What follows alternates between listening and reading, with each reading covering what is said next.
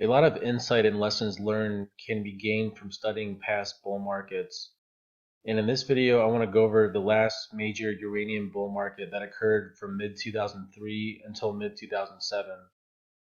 I've listed on this page some major points to observe when studying bull markets. Typically, the most explosive gains in a bull market occur at the start of the bull market and at the end of the bull market during the mania phase. In between, there are usually a lot of big consolidation periods where you have to wait through these consolidations before new uplegs emerge. What I call life-changing gains can be achieved if you can actually buy at the start of a bull market and hold throughout the entire bull market. In this video, we're going to look at Denison, Cameco, and Paladin, who roughly from the stage 2 breakout point during each of their bull markets, Denison achieved about 16x gains, Cameco around 12x, and Paladin somewhere around 40 to 50x. And if you bought even earlier, obviously more, but that would be from around the stage 2 breakout point. Typically, at the start of a new bull market, during the first up leg,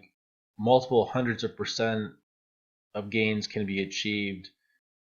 And this is why buying the stage 2 breakout is so crucial, because it really is your lowest risk and highest reward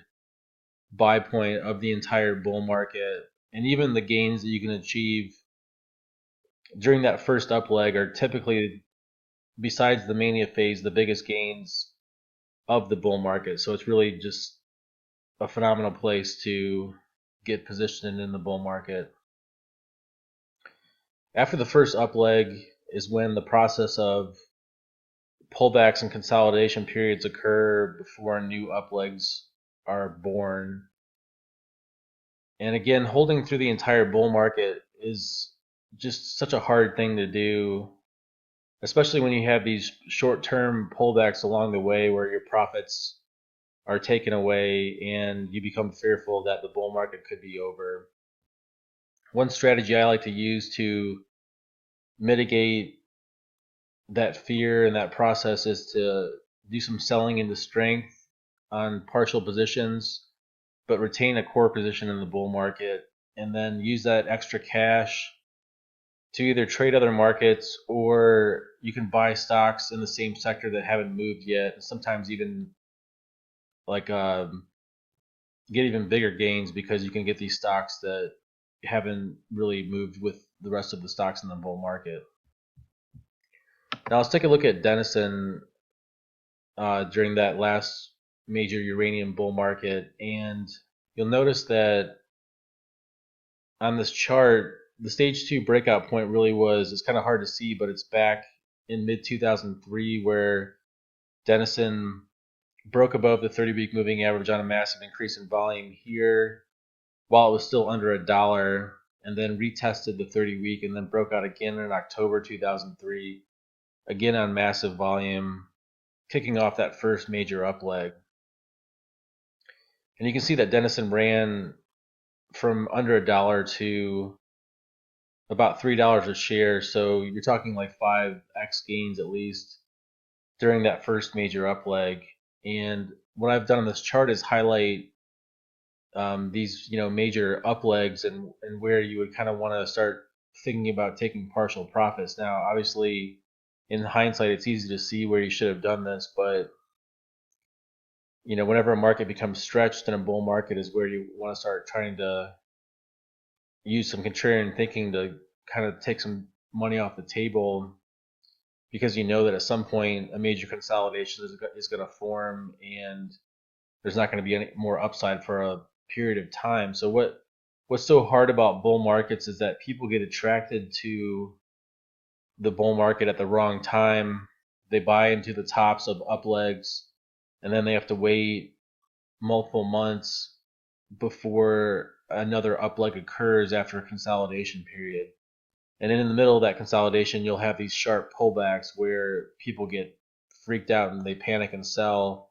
and actually take a loss inside of a longer term bull market. And this is what makes trading so hard, is fighting against these tendencies to make the wrong decision in a bull market. So on these charts, I've also drawn this downtrend line, which shows like where you would buy if you're trying to buy in a new up leg in a stage 2 advance, which would be on the continual breakouts after these consolidation periods. So you'll notice that the earlier you buy in these consolidation periods, the better off you are as well, because you'll see that as the bull market progresses, even if you buy at a good breakout point, say right here, which is about a year and a half into the bull market,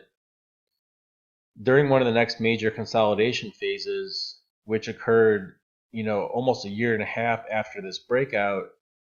the market will sometimes retest these former breakout points. And again, this is what makes trading hard, is that if you didn't capture some partial gains during these up legs, and then you sat on your entire position during this entire phase where you spent about a year and a half in a sideways position, this is what causes people again to lose money in markets, is that they can't handle these periods where no money is made, and you've seemingly turned a good trade into a bad trade by watching it rise and then fall and then lose all your gains. So again, this is why buying early in a bull market is so crucial, because if you bought at the stage 2 breakout point, no matter what happens in these pullbacks, you're always sitting on gains, and that's a much better position to be in than buying into a new position later in a bull market and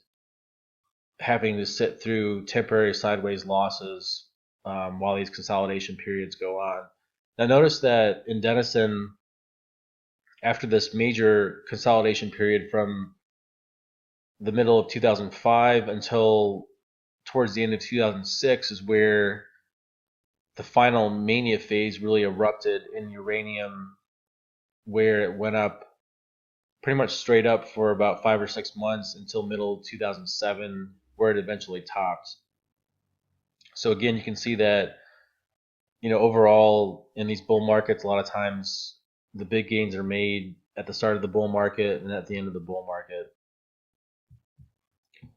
Now looking at Cameco, you can see kind of the same pattern where it emerged out of stage 2 breakout, then had a strong advance for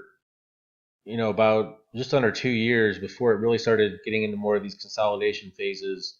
But Cameco really was a nice trending stock overall. Didn't have the sharp pullbacks, obviously being a larger cap stock than Denison.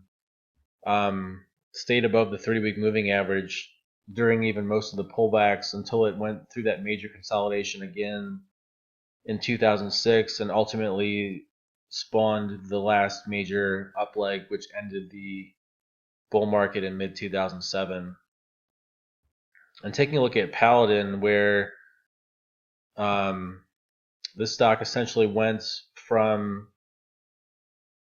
around 10 cents is where the stage 2 breakout occurred. You can see the massive increase in volume here. I'll actually zoom in on that breakout in this chart, but you can see how it was just kind of drifting under 10 cents and then broke out on volume. And then after that occurred, you saw Paladin advance above the 30-week moving average, for a couple years before consolidating again in 2006. And then ultimately, during that final push, topped in April 2007. And what's interesting about Paladin is Paladin actually kind of started topping before Cameco and Denison, so it might have been kind of a slight little warning sign that this bull market was in trouble, that one of the leading stocks was kind of topping before some of the other major stocks in the sector. But again, you can see this pattern of, when you buy early, you get to reap the rewards of a strong advance for a period of time, and then you have to suffer through a consolidation for a while before last major push, but unfortunately, a lot of people get attracted to these parabolic uptrends in markets, and then they ultimately get hurt badly when these parabolic trends top out and then major bear markets are born. So overall, hopefully this video lends some insight into these previous major bull markets in uranium. And I want to emphasize how important it is to get positioned early in stage 2 and really kind of have a short and long-term plan for your trading, where your long-term plan is about how can you stay positioned during the entire bull market and really reap the reward of where it could possibly go. But on the short term, obviously it's hard to maintain positions during pullbacks. So one way to kind of minimize the psychological stress involved with doing that is to take partial profits on big up legs and add some cash to your portfolio, which gives you flexibility to not only buy other things but to have that cash cushion in case these major pullbacks are bigger than you even expected. And of course, ultimately, no one knows how far a bull market is going to go. No one knows where the current uranium bull market is going to go. And all you can do is really trade the stage analysis system, is, in my opinion, is the best way to navigate these markets. And one other point is that